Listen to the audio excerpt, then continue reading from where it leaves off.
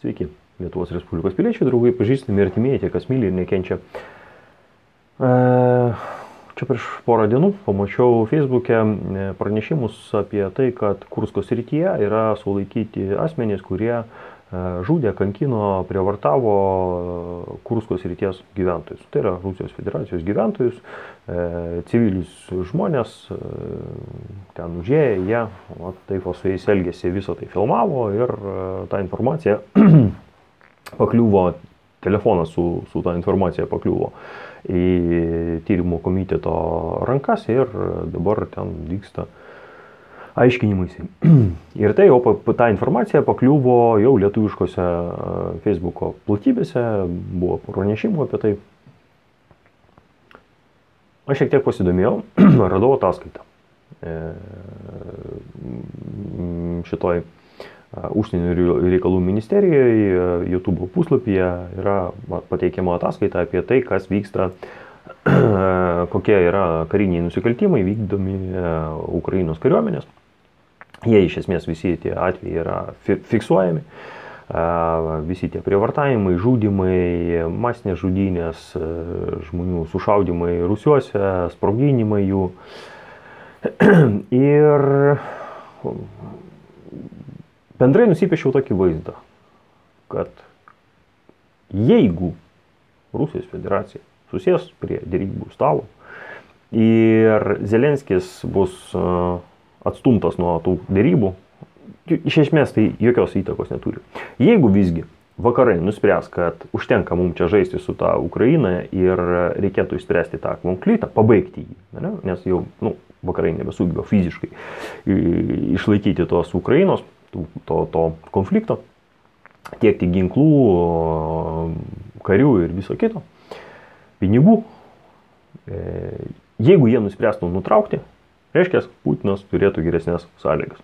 Jeigu Putinas diktuos sąlygas, tai yra gaus tai, ko jisai nori, tai reiškia, kad Ukraina yra pralaimėtojai ir vakarai turės nusileisti Rusijos Federacijai.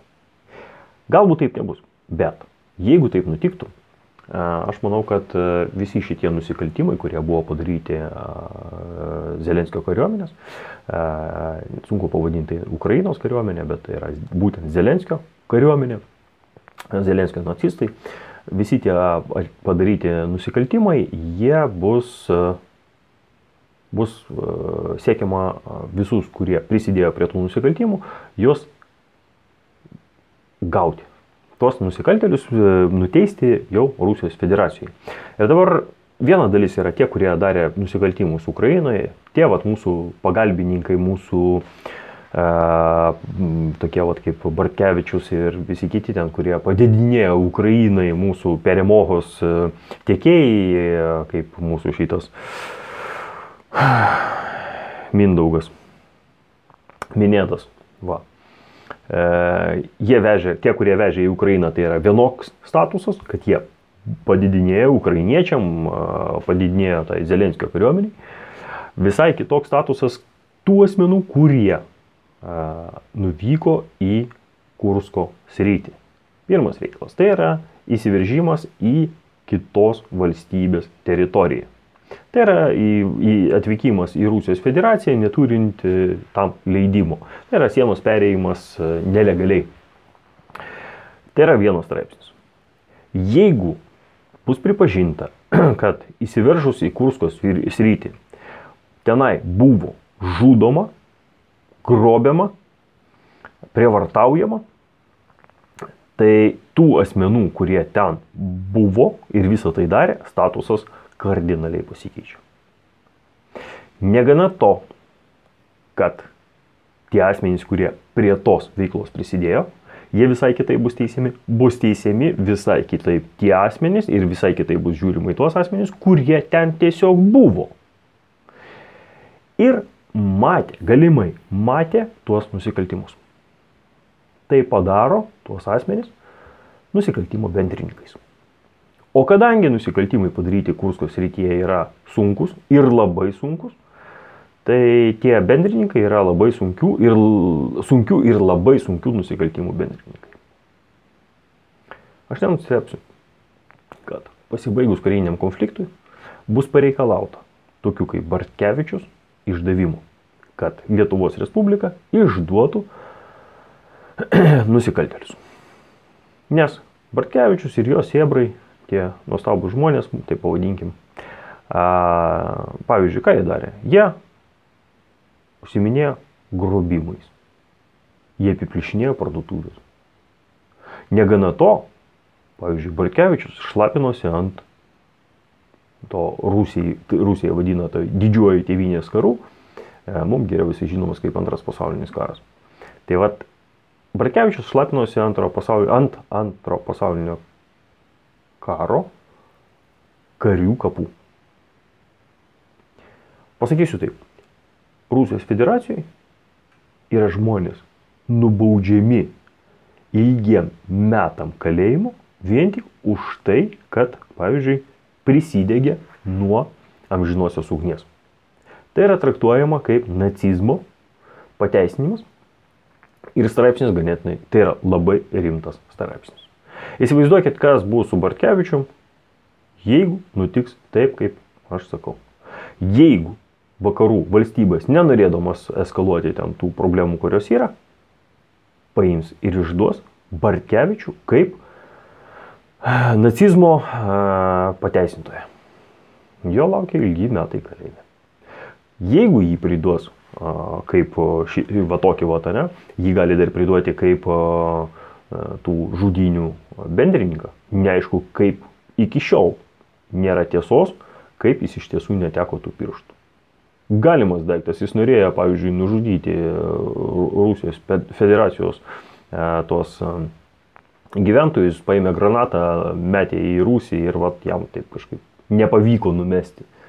Ar kažkas ten gal skeveldrą pataikė. Nu, žodžiu, ten spekulacijų gali būti kiek nori. Galbūt jis norėjo padaryti spastus likusiems Rusijos federacijos žmonėm, kad, pavyzdžiui, užminuoti kokį nors saldainį ar ten kažkokį maisto davinį, kad vat, žmonės išalkę nieko neturintys vat, paimtų, prieitų ir susprogtų. Tai kaip ten buvo, iš tiesų mes nežinome. Ir galimas daiktas, kad tyrimų komitetas Rusijos federacijos visą tai turi tą informaciją, medžiagą ir ant to paties Bartkevičiaus yra užvesta byla.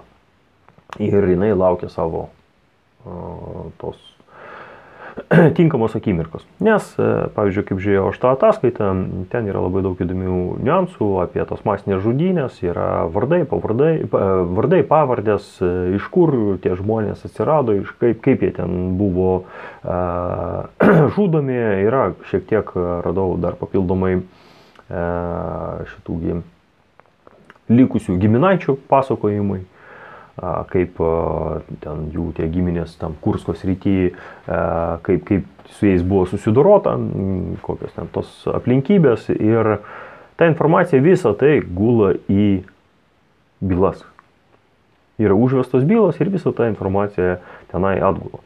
Jeigu yra kas nors mūsų šalyje, kuris nori pasakyti, vat, rusai ten Bučoje, aš nemačiau nei vienos ataskaitos apie Bučoje žuvusius, va tokios kaip Rusijos federacija padarė apie Kursko srityje nužudytus Rusijos federacijos piliečius. Nemačiau nei vienos ataskaitos. Ten yra kalbama, kad Bučos, ten yra užduodamas klausimas, va, tie patys užsienio reikalų ministras Rusijos federacijos užduoda klausimą. Jūs nenorėtumėt pateikti jų vardų, pavardžių? Kas tie tokie žmonės, kas jie yra, iš kur jie atsirado tenai. Ir absoliučiai jokio atsakymo nėra. O vat jeigu pabandyti Rusijos federacijos paklausti, vat ten Rusijose ten nužudyti ten 9 žmonės, 10 žmonių. Kas tokie, iš kur jie tokie, kaip jie ten atsirado, kas juos kankino. Netgi pagauna tuos, kurie kankino, kurie žudė, kurie prievartavo. Tai va, tai žodžiu, tam mūsų Timūrui ir jo būriui, tai yra Bartkevičiui ir jo sėbrams, greičiausiai baigsis labai negerai. Šiai dienai tiek. Viso geriausio.